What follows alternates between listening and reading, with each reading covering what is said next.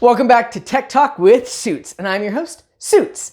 As I've talked about before, I've been in the tech world for a long time, whether it is building custom PCs or doing tech support or working with proprietary equipment, and I love doing it, and I love talking about it. One of the other things that I love doing is finding out about hacks. And no, I don't mean like life hacks and things like that, stupid little tips you can use to make life easier.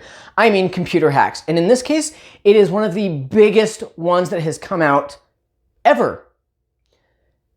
If you wonder what I'm talking about how the title of this one is going to be How the Government Got Hacked. Side note, SolarWinds.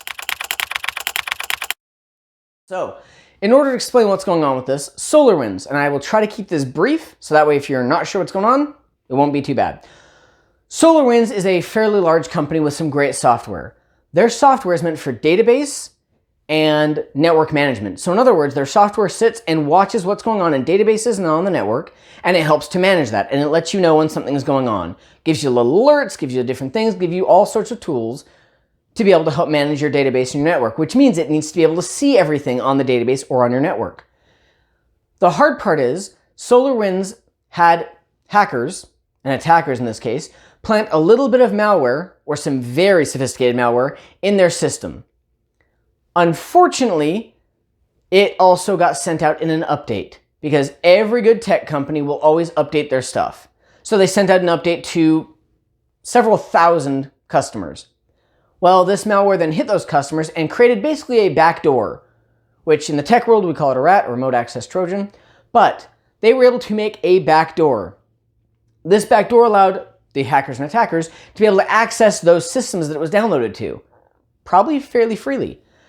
Now, why does this matter? Because it was probably, I think the report said 30 to 40,000, and before you say, well, that's not a big deal, usually it's like millions.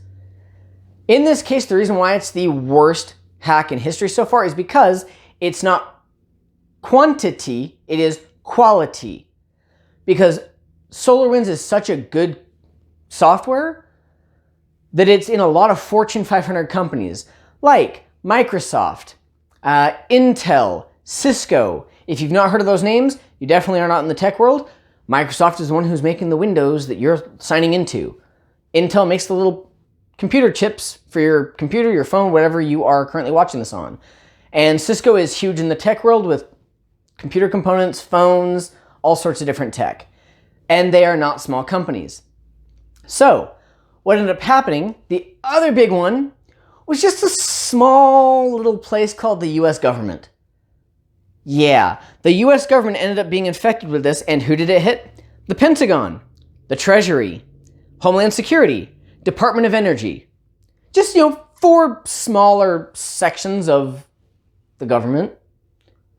If they have access to the Treasury, does that mean they can just erase the national debt? Because I'm not gonna lie, that would be awesome. Not advocating for that, but I'm just thought. The hard part is they don't know exactly who did it yet. There's assumptions that it's Russia, but likely we won't find out for sure if it is government, because other governments don't always want to say, hey, yeah, we did this. The hard part is this one was what we call an advanced persistent threat, which means APT. Some group of people, very smart, very well funded, took a long time to be able to craft this malware and be able to put it there, and then they waited because this was not found for 8 to 9 months. That's a long time in some of these big companies and even in the government system. Here's the hard part that I have with this. Most cybersecurity departments can rightfully complain that they don't have enough of a budget because cybersecurity is expensive, it's not cheap. And most companies don't want to pay that much for it because, it's protective, but they don't get any profit out of it.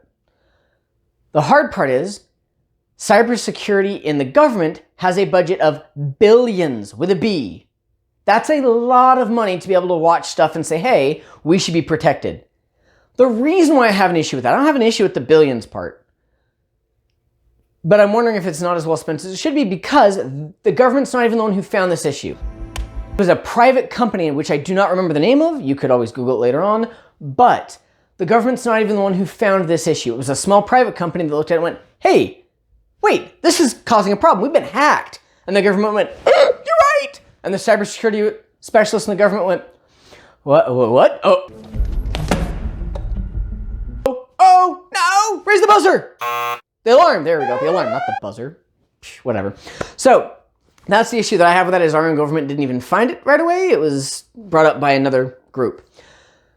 But it does happen. So we will see how long this takes to go on. So that is what's going on, is they have access to a lot of stuff, and the government has even come out and says it could take possibly years to rebuild this stuff and get it out because they've got to make sure everything is safe. So that's what's going on. And right after this, you're going to see another video up there because this inspired me to do top 10 big hacks globally. So stay tuned for the next episode, which should be right above me.